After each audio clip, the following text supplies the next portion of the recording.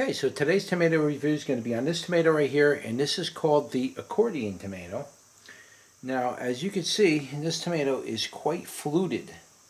It's very, very fluted, a lot of shapes on it.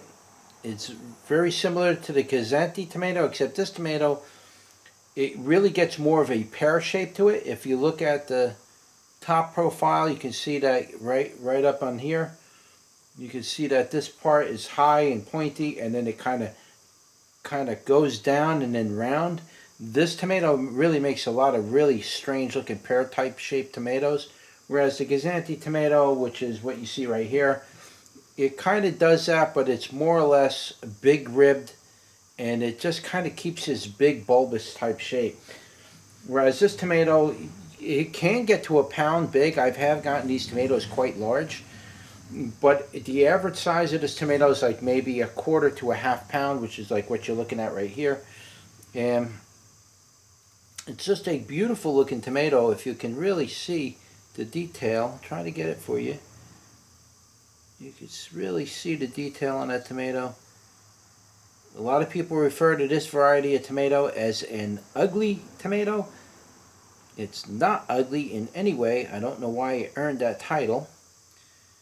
And it's very, very fluted, very convoluted. I mean, you can probably break this open simply by the ribs because it's so weak there by the inner ribs. You could just break it into pieces and eat it like you eat an orange. Okay, so I just wanted to show that to you, give you a couple of angles of that. Again, I'll show you the bottom.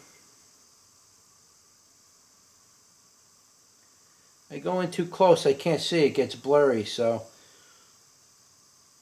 Alright, so yeah, that's it right there. Let me show you the other one.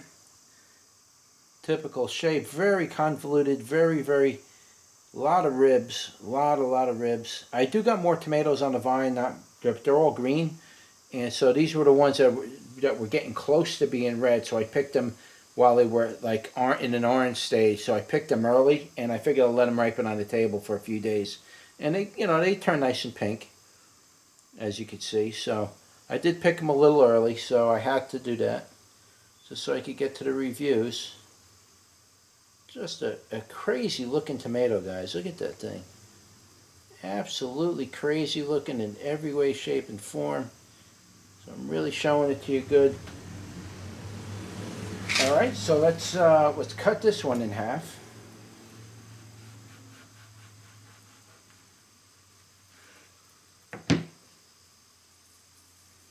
Give you an idea of what it looks like on the inside. That's what it looks like, guys. Multiple chambers.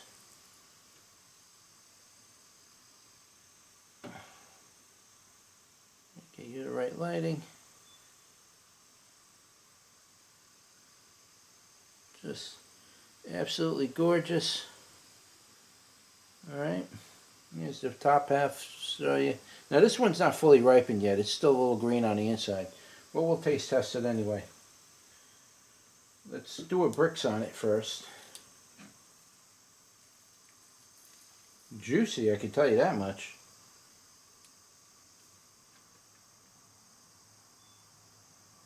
Well, it's saying about 4, but I'm going to kind of roll with 5 because this tomato isn't 100% fully ripened, so it's very possible that it could just be tangy before the starches could convert over to sugar. So it could be the case.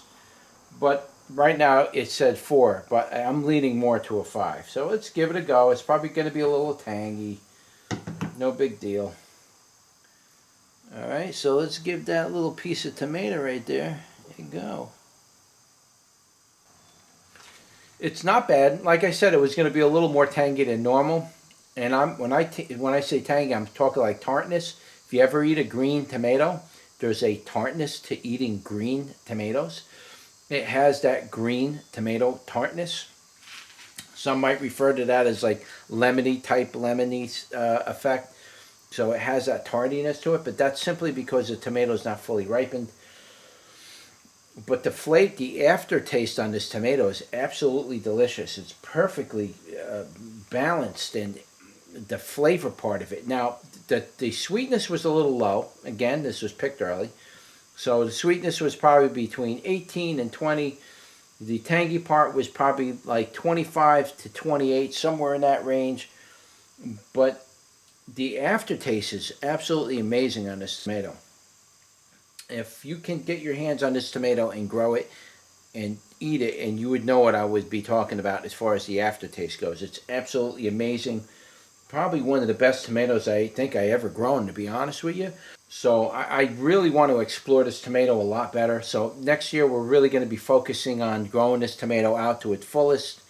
And then that way I can really, really develop the flavor on this and really get a really good harvest out of it. It's just this year was kind of a rough year with it, and unfortunately this is one of the plants that got wiped out first.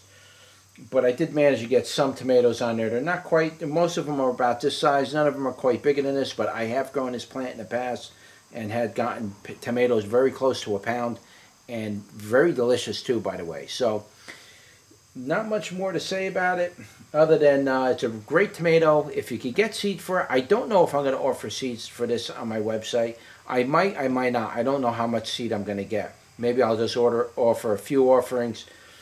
But if you can get seed for it, regardless whether you get it from my site or not, I would definitely recommend you growing this, because this tomato has a lot of potential to it as far as a lot of ways to use it. So it's something you might want to look into. All right, so that was it. That was your tomato review for the accordion tomato. Don't forget to like, share, and subscribe, and I'll see you on the next one.